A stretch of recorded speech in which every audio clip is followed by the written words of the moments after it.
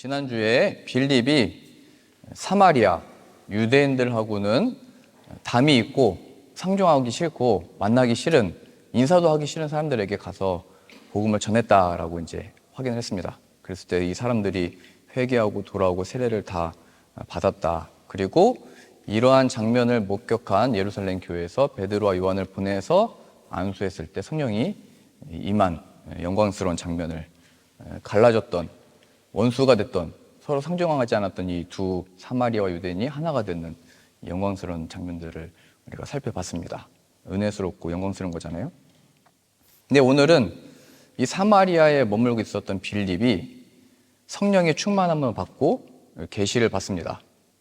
이제 가라, 광야로, 이런 말씀을 듣게 됩니다.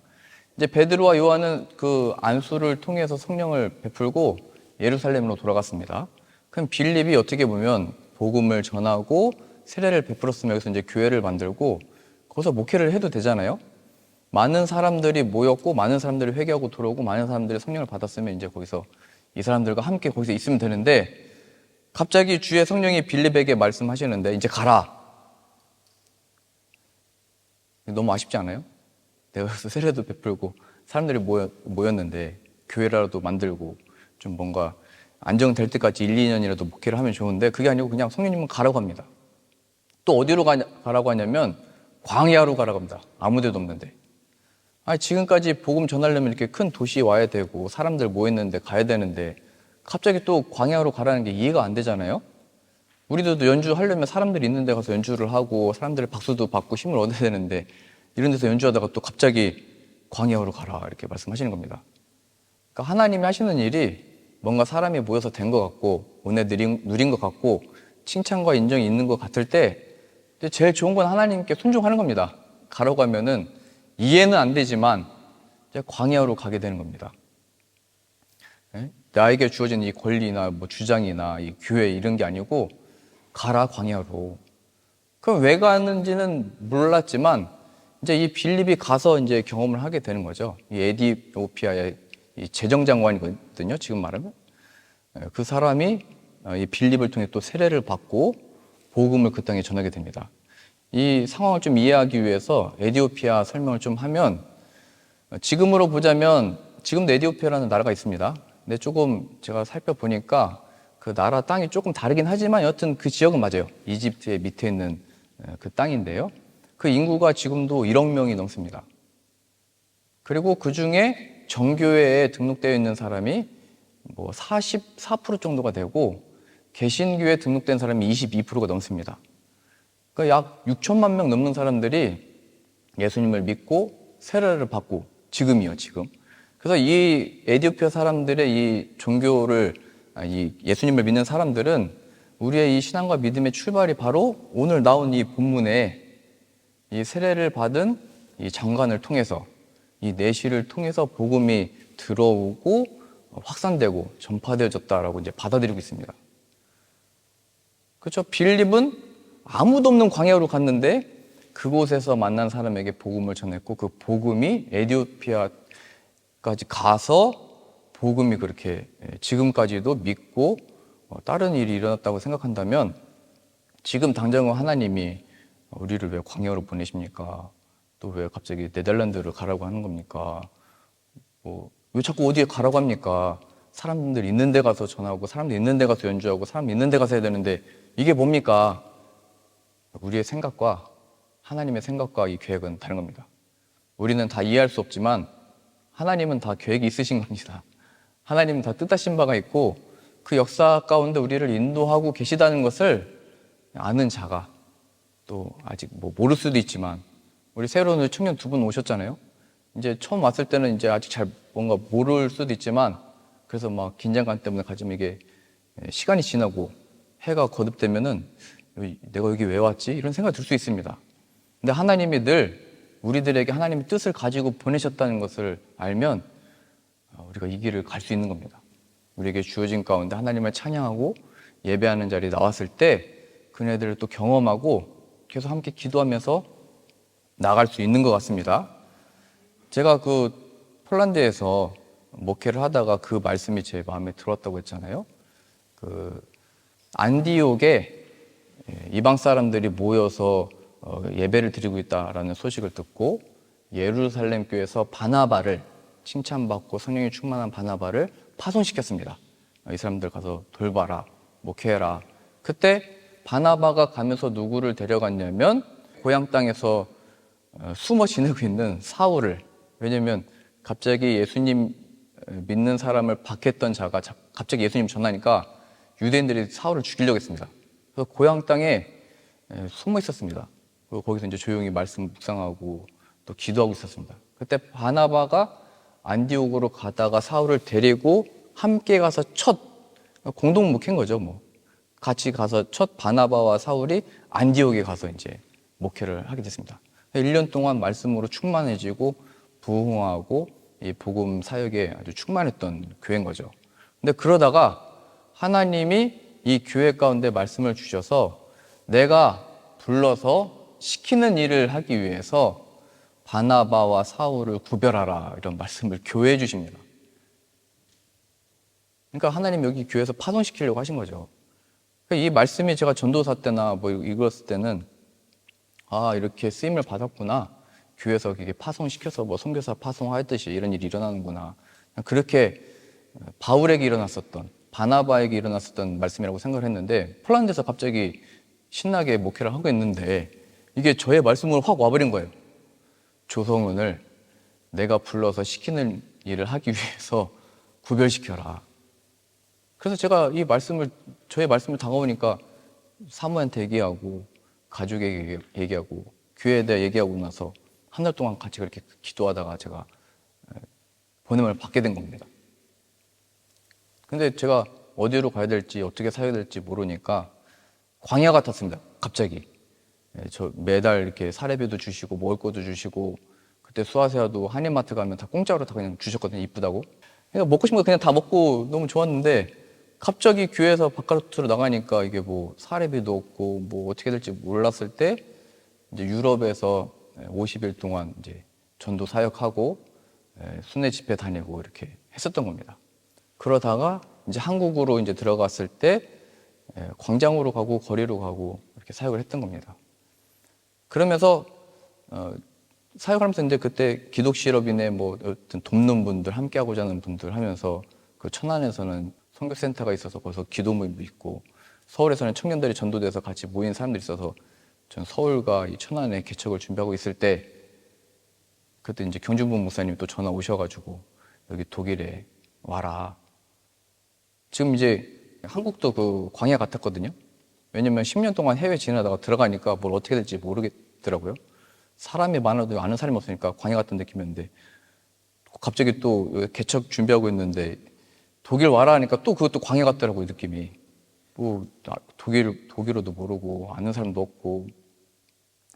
그래서 저는 이제 안 간다고 한 겁니다.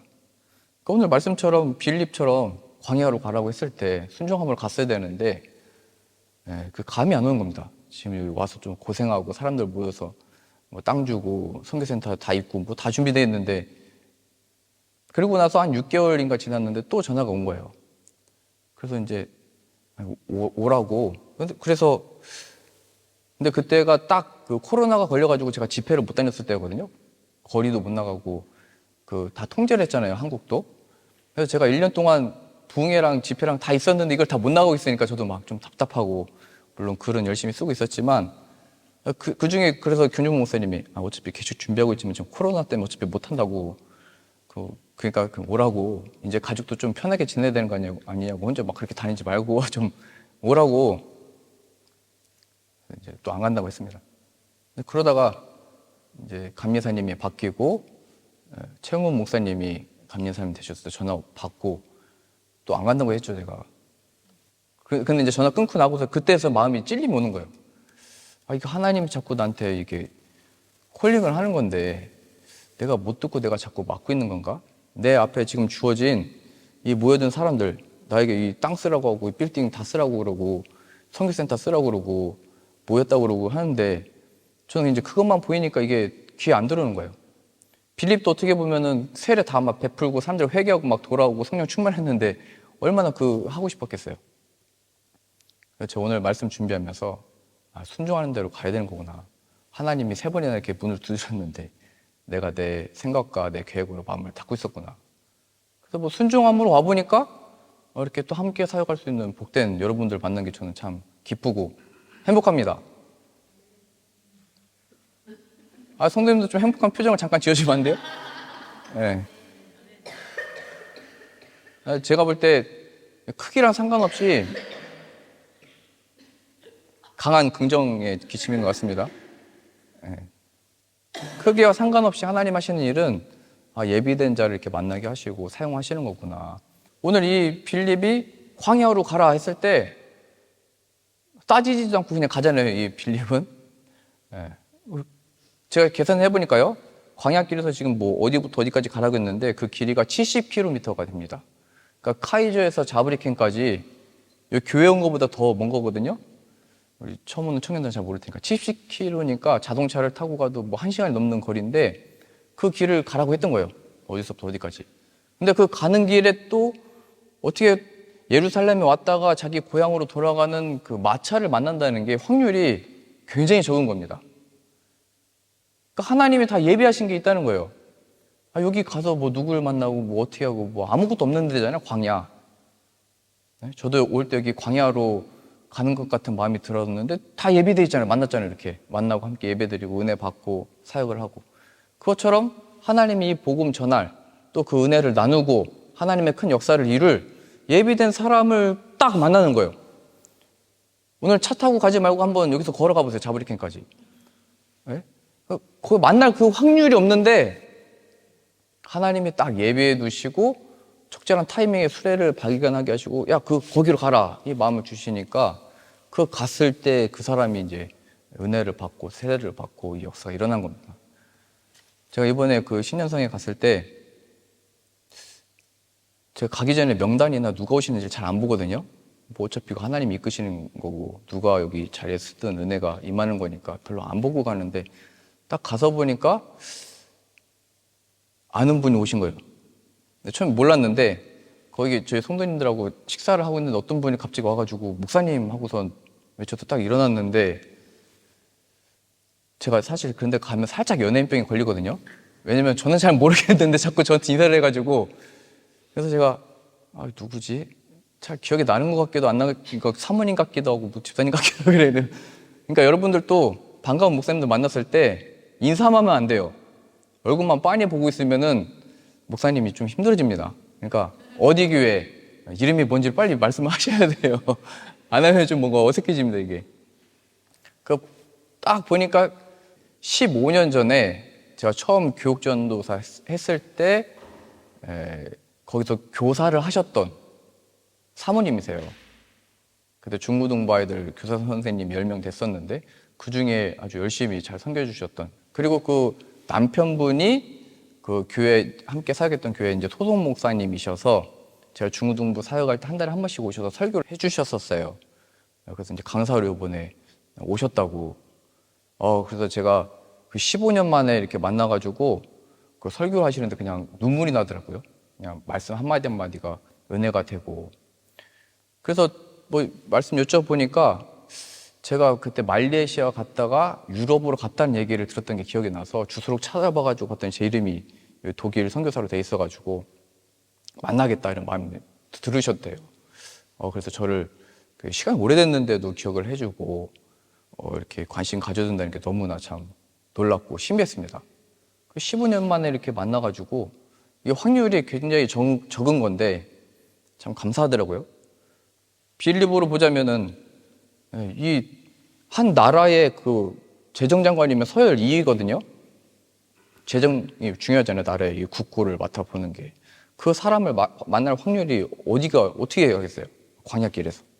근데 하나님은 예비하시고 만나게 하시고 그 역사를 이루어 가시더라. 이걸 보여주고 있는 겁니다. 그러면 왜 만나게 하셨냐? 이게 더 중요하겠죠.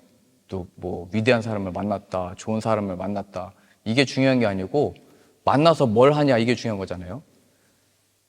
딱 보니까 이 관리가 아주 제가 볼 때도 계산해 보면 제일 먼 데서 온 거거든요. 절기를 따라서. 그러니까 유대인들과 같이 하나님의 존재를 인정하고 경외함으로 예루살렘에 왔다가 그냥 돌아가는 사람이었던 거예요.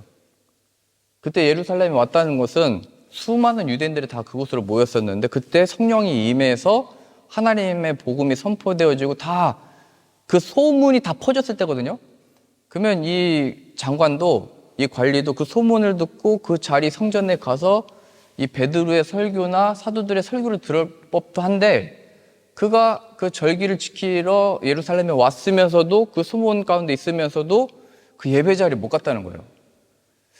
저 좀 이해가 안 됐어요. 우리도 어디 뭐 가면은 유명한 데는 다 가보고 싶잖아요. 다 확인해보고 싶잖아요.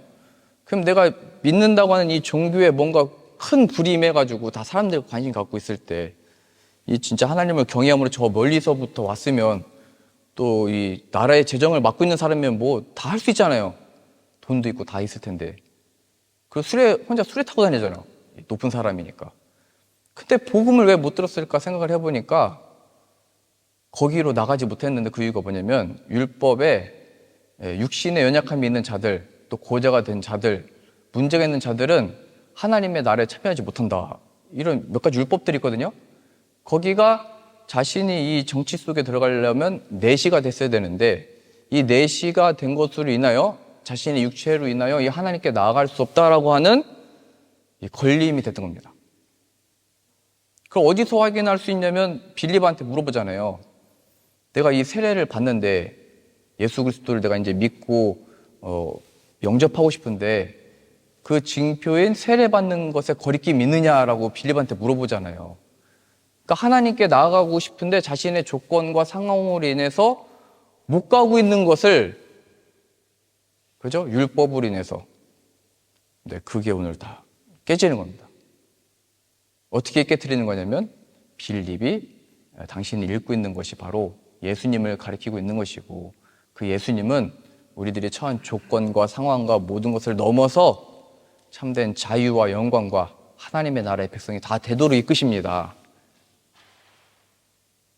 이미 이 경험을 했던 게 사마리아잖아요. 그 사람들은 하나님의 나라하고는 상관도 없다라고 생각했던 사람들이 다 성령을 받았잖아요. 이걸 경험하니까 그 사람이 내시든 그 사람이 뭐 흉악한 죄인이든 살인자든 상관이 없이 복음을 전하라는 자에게 전하고 자유가 임한 거죠. 그 사람도 기쁨으로 이제 예수님을 의지함으로 하나님께 나아갈 수 있게 된 이 기쁨을 얻게 된 겁니다. 그러니까 우리도 하나님이 만나게 해주고 사역에서 만나는 사람들에게 복음 전해야 되는 것을 늘 기억해야 됩니다. 제가 여기 독일에 와서 제 역할이 늘 예수님을 나누고 저도 예수님을 배우고 이게 늘 저의 관심이거든요. 그래서 말씀을 전할 때도 이 성경의 말씀이 어떻게 예수 그리스도가 담겨져 있는지 예수님을 보내신 그 역사가 얼마나 이 구약으로부터 신약에 펼쳐진 것인지 또 우리가 온라인으로 성경 공부할 때마다도 어떻게 예수 그리스도가 나타나고 예수 그리스도가 예언되어지고 예수님 안에서 완성되어지는지를 늘 계속 그렇게 공부를 했잖아요. 그게 중요하다는 거예요. 사람들이 자신의 조건과 나는 뭐 죄가 많아서 교회 못 간다 이런 말씀하시잖아요. 죄인이 오는 거다. 예수님이 죄인을 부르러 오셨다. 그게 이제 복음 전하게 되는 겁니다. 그 아픈 사람이 의사 찾아갔는데 의사가 어디가 아프세요? 얘기했더니 저는 건강한데요. 그러면 의사는 왜 왔습니까? 이러겠죠. 예수님 오신 이유가 이 아픈 사람들, 죄로 인해서 고통받는 사람들, 죄의 권세 종로로 타는 사람들 구원하러 오신 겁니다. 오늘 특주하셨듯이 어둠 속에 있는데 빛의 나라로 이끄시러 오신 겁니다. 이걸 이렇게 성경을 풀어서 하는 건 어떻게 보면 이제 저의 역할일 수도 있고, 또 우리 성도님들도 말씀을 이제 다 아니까 그 안에 담겨 있는 비밀과 신비와 영광이 예수님을 걸 아니까 이렇게 풀어주실 수도 있고요. 좀 더 이걸 다양하게 적용을 해보면, 저도 이번에 신년성에 다녀와 보니까 좀 민망했던 게 몇 번 있었는데, 아무래도 이게 앞에서 찬양 인도를 하다 보니까 성도님들이 기도 부탁을 하는지 막 이렇게 찾아와요. 근데 제가 식사를 마치고 그 로비에 이렇게 나왔는데 그 강사 목사님들 다 있으면서 대화를 나누시잖아요. 저도 강사 목사님 이제 인사드리고 이렇게 멀리까지 와주셔서 감사합니다 이렇게 말씀드리고 원래 강사님들도 한국에서 오자마자 설교하려면 저도 신년성에 갔다 왔는데도 지금 좀 멍하거든요. 어제 새벽 3시 막 도착하고 이러다 보니까. 근데 시차 적응 때문에 설교하는 게 굉장히 힘들어요. 그러니까 이제 비타민도 드려야 되고 뭐 물도 드려야 되고 막 감사도 해야 돼요. 그래 힘이 나시니까. 그러고 있는데 갑자기 어떤 잘 모르는 교회 성도님 또 오셔가지고 막 저한테 기도를 해달라고 하는 거예요. 갑자기. 여기 강사 목사님들 다 계시고 어른이신 목사님도 계시는데 저한테 기도를 해달라고. 굉장히 부담되고 좀 이렇게 어색하거든요. 그런 분위기가. 근데 저는 이건 하나님이 허락하신 또 시간이니까 예수님의 이름으로 담대히 그냥 기도하는 겁니다. 기도해주고 거기서 그럼 또 강사님들도 옆에서 같이 중보해 주시고 기도해 주시고 그 예수님의 이름으로 이렇게 기도하는 거예요. 예수님의 이름으로. 그래서 우리가 여기 왜 모였는지 뭘 하는 건지 왜 기도를 받는지 기도의 내용 되시는 그 예수님의 이름으로 기도합니다. 그 예수님을 전하는 그 순간이 되는 거죠. 그 강사 목사님들도 오셨을 때 여기 목회자들이 예수님의 이름으로 이 일들을 행하고 있고 복음이 전파되기 위해서 이렇게 다 수고하고 준비하고 하는 거구나. 또 어떤 분은 그 찬양 이번에는 너무 찬양이 짧대요. 20분씩 3번 하고 30분 한 번 4번이나 했는데 짧다고 그래가지고 예배 다 마치고 나서 강사 목사님 끝나고 나서 뒤에도 1시간씩 찬양했거든요. 1시간씩 찬양하고 막 계속 기도하고 그때 강사 목사님 마치고 딱 제가 기타 잡고 이제 찬양 또 하려고 하는데 어떤 분이 갑자기 튀쳐나와가지고 목사님 저를 위해서 막 기도해 주세요. 막 갑자기 그런 거예요. 지금 이제 찬양 막 하려고 하는데 이거 기타 거기에 요번에 좀 힘들었어요. 뭐 준비하고 하는 게 시간 오래 걸려가지고 힘들게 기타 다 메고 다 준비하고 다 나왔는데 사람들 다 막 같이 찬양하고 싶어서 기다리고 있는데 갑자기 기도해달라가지고 예수님이 함께 계시니까 예수님의 이름으로 명하고 예수님의 이름으로 기도하라고. 나 여기서 기도하는 마음으로 찬양할 테니까 들어가시라고 그냥 그랬어요. 그래가지고 너무 이게 사모하는 마음이 생기고 예수님 만나고 싶고 그 찬양에 우리 임철 집사님도 항상 잘하시는데 찬양할 때 복음, 예수님, 뭐 은혜 이렇게 돼야 설교와 기도와 그 다음에 강사 목사님의 설교가 쭉 이어지는 거거든요. 근데 그게 아니고 이게 그 찬양 인도자도 하고 싶은 얘기가 많잖아요. 오랜만에 만나고. 또 다른 메시지를 전하는 분들 또 계세요. 그 메시지 전하면은 뒤에 나오는 강사님의 메시지가 있는데 이게 좀 다를 수가 있어요. 그러면 어려지는 거거든요, 이게. 근데 항상 시간마다, 기도마다, 찬양마다 또 말씀이 자연스럽게 이렇게 예수님으로 연결되어지고, 말씀, 복음으로 이어지고, 말씀으로 이어지게 하니까 사람들이 시도 때도 없이 그냥 막 나와가지고, 진짜 자신의 말씀이 되고 싶고, 예수님 만나고 싶으니까 막 나오는 거를 경험하면서 그 순간마다 예수님을 얘기하는 거예요. 예수님이 이미 우리에게 오셨으니까 그 이름으로 기도하시라고 여기 앉아서. 빌립은 그 이사야서의 말씀, 예수님의 그 고난받는 그 종의 말씀을 읽고 있을 때 그걸 못 깨닫고 있는 그 사람에게 그분이 바로 예수 그리스도시다. 그가 바로 구원의 이름이시다. 이걸 가르쳤던 겁니다. 누군가가 열심히 기도할 때 기도 제목이 있고 이렇게 기도하고 있는데 안 되고 있다. 그때 이제 얘기할 수 있는 겁니다. 우리가 예수님의 이름으로 기도하는데 그 예수님이 이 모든 것의 근원이시고 예수님을 얻는 것이 하나님의 뜻하신 바시고 예수님을 얻을 때 그 모든 것들을 넘어서서 극복하고 이겨낼 힘이 예수님께 있다. 찬양의 이유도 예수님이 우리 죄를 대신해서 십자가에 죽으셨기 때문이고 부활하신 그 기쁨을 가지고 우리가 찬양을 하는 거다.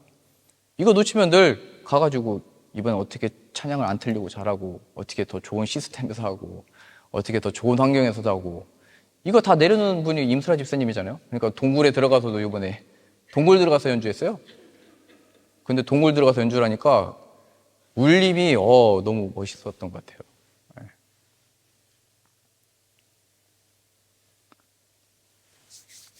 자, 아주 중요한데요. 마지막입니다. 오늘 말씀에 같이 보세요. 8장 35절입니다. 빌립이 입을 열어 이 글에서 시작하여 예수를 가르쳐 복음을 전하니, 그러니까 이 관리가 읽고 있었던 이사야 말씀이 바로 예수님을 가리키고 있는 거다를 시작해서 모세를 통해서 주신 율법의 말씀들과 구약의 모든 말씀들이 바로 예수님을 가리키고 있는 것이고, 하나님의 나라의 백성들이 얻을 복이 바로 예수님이다, 이거를 가르쳤다는 얘기입니다. 그 복음, 예수님. 그러자 36절입니다. 길 가다가 둘이 있는 곳에 이르러 그 내시가 말하되 보라, 물이 있으니 내가 세례를 받음에 무슨 거리낌이 있느냐. 그랬더니 37절 없다고 나왔잖아요. 이거 뭐 다양한 이유가 있는데, 여튼 성경의 다른 사본에는 하나님의 아들이신 것을, 예수님의 하나님의 아들이신 것을 믿으면 얼마든지 받을 수 있다라고 하는 이제 본문이 있습니다. 그러니까 예수 그리스도를 믿는 믿음 안에서 얼마든지 우리의 조건이나 상황이나 죄나 이런 것들이 다 문제가 되지 않는다. 예수님이 그 모든 죄사함을 이루시는 분이시고 죄인들을 위해서 오신 것이고, 그 예수님 안에서 자유함으로 나아갈 수 있다, 하나님께. 그래서 세례를 베푼 거죠. 38절이요. 이에 명하여 수레를 멈추고 빌립과 내시가 둘 다 물에 내려가 빌립이 세례를 베풀고 둘이 물에서 올라올세 주의 영이 빌립을 이끌어 간지라. 내시는 기쁘게 길을 가므로 그를 다시 보지 못하니라. 기쁨 써있죠. 기쁨. 신앙과 믿음이 뭐냐면 그 결과와 끝이 뭐냐면 기쁨입니다. 기쁨. 그 시작과 출발과 과정은 뭐 빌립으로 보자면 광야로 가서 뭘 어떻게 하지? 라고 하는 막막함. 그렇죠? 이 관리로 보자면 내가 사모하는 마음으로 저 멀리서부터 왔는데 예루살렘 성전에도 못 들어가고 율법으로 인해서 그 영광에 참여하지도 못하고, 근데 거기로부터 자유를 얻는 것, 기쁨. 예수님이 주시는 마음은 짐이 아니라는 거예요. 예수님은 뭐 좋은 걸 주시기 위해서 뭘 포기하라고 말씀하시는 분이 아니고 진짜 좋은 걸 주시는 분이라는 거예요. 그 제가 폴란드 나왔을 때 어떻게 그걸 포기하고 나올 수 있었냐 이렇게 말씀 많이 하셔가지고, 난 그걸 포기한 게 아니고 더 좋은 걸 택한 거라고 말씀드린 거예요. 예수님, 하나님의 말씀하신 것에 하는 그 순종. 그럴 때 다 예비하고, 여러분들 만난 게 제게 복이라니까요. 여러분들이 간증이니까 오래 사셔야 됩니다. 아까 찬양도 안 죽는다고 했잖아요. 네. 하나님이 보여주신 길로 가는 게 제일 좋은 거예요. 그럼 거기에 예비하신 이 은혜와 영광들이 있는 거예요. 지금 이 내시가 어떻게 보면 일주일 동안 그 절기 지키러 왔다가 그냥 돌아가고 있는 거잖아요. 근데 그 사모함으로 돌아가는 길에 얼마나 마차가 떨리면서, 이거 그 일도 보이겠어요, 이게? 그 마차에 타고 가면서도 이사야 말씀을 사모함으로 읽고 있는데 못 깨닫고 있었잖아요. 근데 하나님이 딱 저기 광야 어디서부터 이렇게 보내가지고 만나게 해가지고 그걸 풀어줬을 때 그가 믿게 됐잖아요. 그러니까 하나님이 복음을 들고 우리를 이 자리에 세우셨고, 그때 영국 사역도 그랬고 앞으로의 모든 우리의 인생도 마찬가지입니다. 그러니까 우리가 먼저 이 복음으로 충만케 하여 주옵시고, 우리가 가는 곳마다 이 예수님으로 충만하고 전하여지고 전하는 일에 쓰임받는 자 되게 하여 주옵소서. 함께 기도하고 쓰임받는 저와 우리 모든 성도님들 다 되실 수 있기를 바랍니다. 네, 기도하겠습니다. 하나님 아버지, 이 시간 예비하신 은혜와 복을 예수 그리스도 안에 우리들에게 허락하신 줄로 믿습니다. 그러니 우리가 먹든지 마시든지 자든지 일하든지 서든지 무엇을 하든지 예수님의 이름이 우리의 삶의 이유가 되게 하여 주옵시고, 예수님의 복음으로 충만케 하셔서 이 복음을 또 전하는, 하나님의 말씀에 순종함으로 살아갈 때마다 이 복음의 역사가 일어나는 자들 되어지도록 교회와 가정과 우리 자녀와 우리를 사용하여 주옵소서. 예수님의 이름으로 기도합니다. 아멘.